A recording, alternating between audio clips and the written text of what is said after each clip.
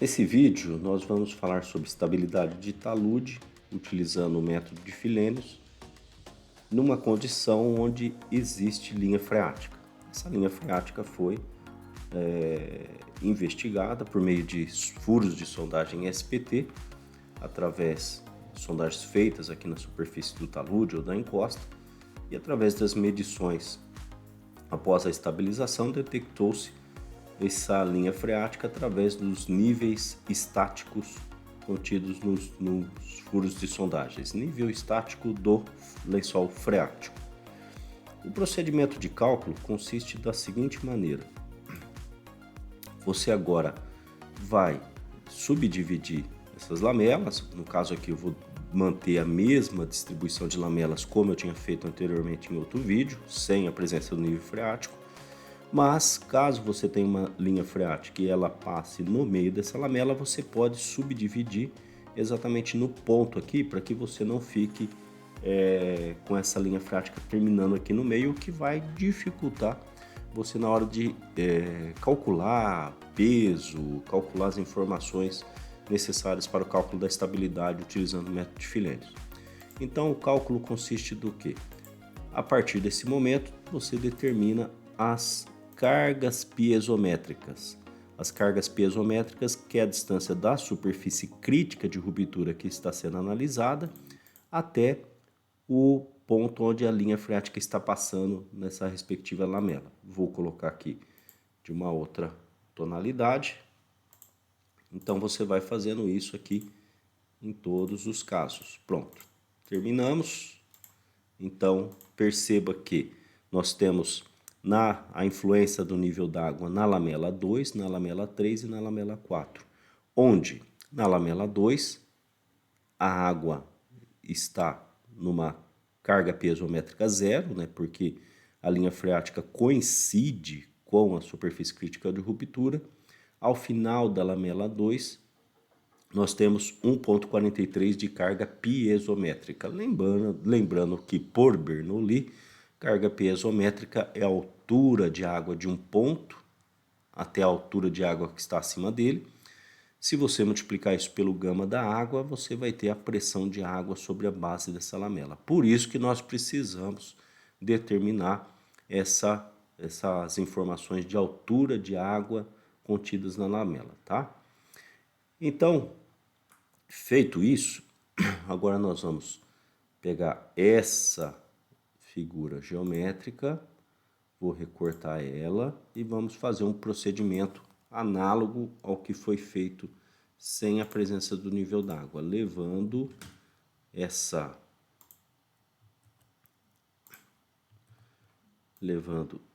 geometria, só um minuto. Pronto. Deixa eu só trocar aqui a tela para você.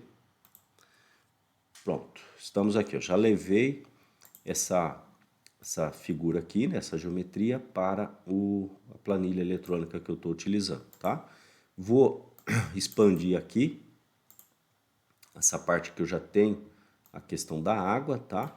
Aqui o cálculo, segundo Filenius, obedece esse mesmo conceito, tá? Então, essa mesma equação que a gente já tinha utilizado anteriormente.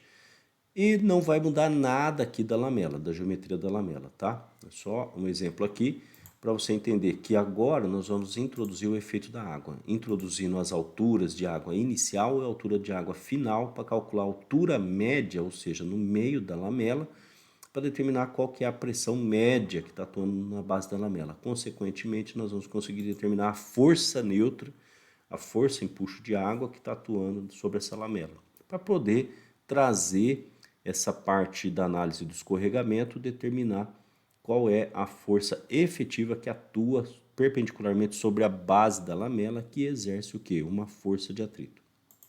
Então, dessa maneira, a altura inicial de água da lamela 1, quanto que será? 0. Altura final, também 0, ou seja, eu não tenho água, tá? E aqui no caso, a altura inicial da lamela seguinte vai ser a final da anterior. Dessa maneira, nós podemos já copiar isso para as demais, tá?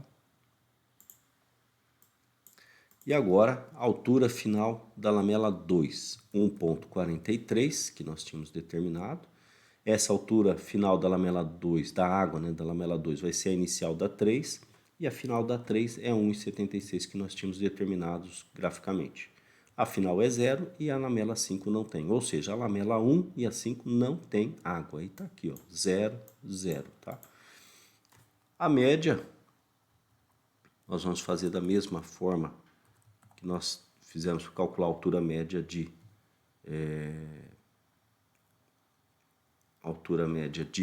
da lamela. Então, vou somar uma mais a outra e vou multiplicar por meio ou dividir por 2, tá? Então, dessa maneira, essa vai ser a altura média de água no centro da lamela, tá? Então, eu tenho efeito de água na lamela 2, na lamela 3 e na lamela 4. Quem são essas alturas médias? A carga piezométrica no meio da base da lamela, tá? O gama da água 9,81 é igual para todas. Consequentemente, a carga piezométrica multiplicada pelo gama da água vai me dar o quê? A pressão de água sobre a base da lamela. Lembrando que pressão de água, ela é, em um determinado ponto, ela é igual em todas as direções. Agora, se eu quiser saber qual é a força de água, eu pego essa pressão distribuída de água sobre a base da lamela e multiplico pelo ΔL, que é a extensão dessa base da lamela. Aqui eu tenho as forças de água, então, as forças neutras que estão ali atuando. Vamos imaginar aqui um gama sat de 19, tá? Se você fez o ensaio do laboratório, ou você pode fazer uma estimativa por meio dos resultados do ensaio de campo também para obter esse gama sat. Aqui a ideia é que vocês entendam como que procede com o cálculo, com a análise. Em termos de parâmetros, tá? Deixa eu só colocar aqui que eu acho que não está visível para vocês agora. Isso, agora tem que trazer mais para cá. Acredito que agora esteja tudo visível. Isso. Então, agora eu estou nessa fase aqui, ó. Parâmetros efetivos. O ângulo de atrito modifica pouco em termos efetivos, tá? Quem mais é influenciado sobre o aspecto efetivo é a coesão. Então, vamos colocar aqui uma coesão de 11, tá? Ah, mas se na minha lamela, aqui na base dessa lamela, eu tenho um outro tipo de solo. Perfeitamente, você deve colocar os parâmetros de resistência ao cisalhamento que existem na base da lamela, tá? O que está aqui no corpo da lamela, na região da lamela, você deve usar para calcular o peso natural, o peso saturado e o peso total, consequentemente, ok? Assim, vamos verificar se nós estamos fazendo isso corretamente, ou seja, a altura média da lamela seria a altura total aqui, menos a altura de água, eu vou ter o quê? A altura do solo que está natural, multiplicado pelo B, que no caso aqui vai ser o C5, ela está multiplicando, e vezes P5, que é quem? O gama natural, tá? Então, essa equação está correta. Saturado.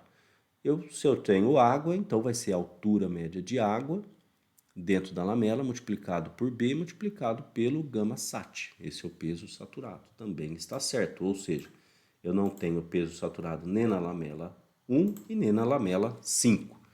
Dessa forma, o peso total é a soma dos dois pesos aqui no caso. Aqui cabe uma correção, tá? Então, aqui o peso total vai ser a soma desses dois. Consequentemente, a componente W cosseno, considerando o ângulo negativo, que eu já tinha explicado anteriormente, tá?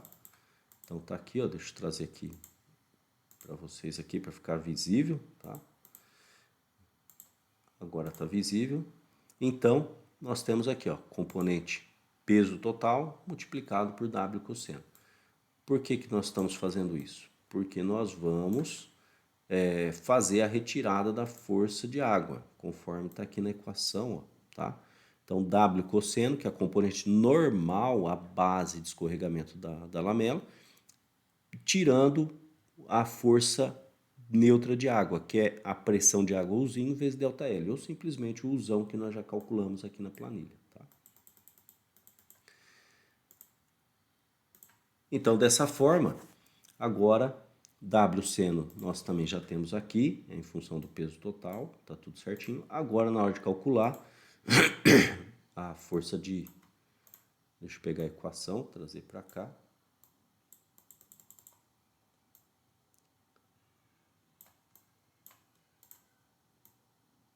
Pronto. Opa, deixa eu arredar um pouquinho aqui. Acho que agora está visível. Pronto. Então, agora está na hora de reescrever essa força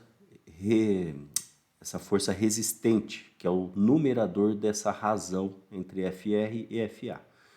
Então, aqui em cima agora, quem que a gente tem? O ângulo de atrito.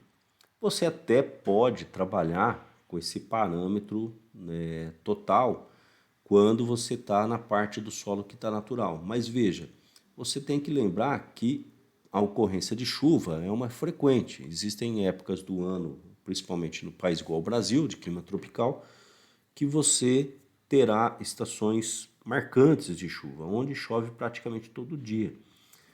Então, seria interessante, na verdade, você, mesmo para lamela 5 e 6, sob o aspecto de resistência e cisalhamento, você considerar os parâmetros em termos efetivos, tá? Porque assim você vai estar trabalhando a favor da segurança. Então, feita essa alteração, estou trazendo do ângulo de atrito e coesão total para ângulo de atrito e coesão efetiva. Outra questão importante é a questão da componente W cosseno, que agora, que estamos aqui pela célula Y5, eu vou retirar a força neutra de água usão. Vou colocar entre parênteses, tá? Então, estou trazendo para termos efetivos. E multiplicado pela tangente de φ, que nós já fizemos essa alteração. Então, isso daqui é a força resistente. Propago para elas demais, ok? Agora, nós temos aqui a força Z, essa força atuante, que vai ser dada em função de W seno, que tem que ser em função do peso total. Já está aqui feito em termos totais, tá? Ok, ok. Então, aqui nós temos... só conferir aqui os dados, tá? Estamos conferindo, ok.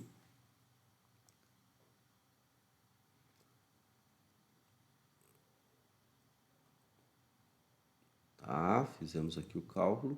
Então, quem que nós temos aqui? Um fator de segurança que é dado pela razão entre a força FR pela força FA. Isso está dando aqui um fator de segurança de 1,6, tá? Só conferindo aqui os cálculos aqui novamente, para nós termos certeza aqui que nós fizemos a retirada das informações. Então, peso, essa componente é função do peso total. Aqui tá ok. Ok. Certo. E aqui a parte saturada. Perfeito. Está conferido. Então, dessa forma, nós teríamos esse resultado desse fator de segurança para esse caso aqui analisado, tá? Com a presença do nível d'água. Então, era isso que eu tinha para passar para você, para ajudar a recordar esse assunto tão importante, pois muitos casos de rupturas de talude têm acontecido e sempre acontecem, principalmente na época de chuva, trazendo danos materiais, ambientais e muitas vezes, infelizmente, devido a fatalidades que afetam as vidas humanas. Era isso, um grande abraço e até a próxima.